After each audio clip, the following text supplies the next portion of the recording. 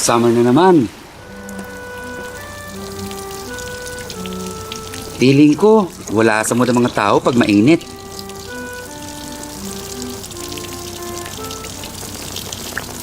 Actually, di naman talaga ganun kainit eh.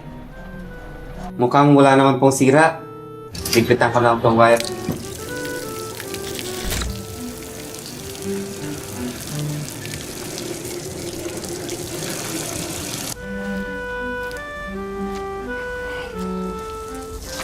Oh, bakit ka sa lunch break? Hindi ka pa kakain?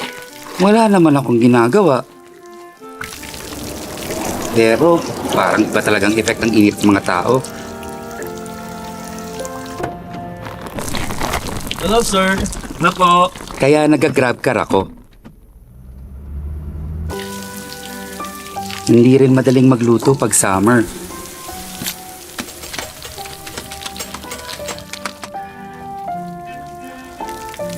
So nagpapadeliver din ako sa GrabFood.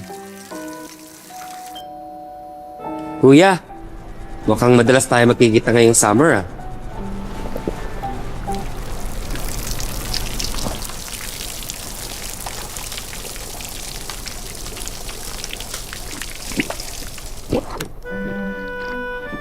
Actually, hindi naman talaga ganun kainit eh.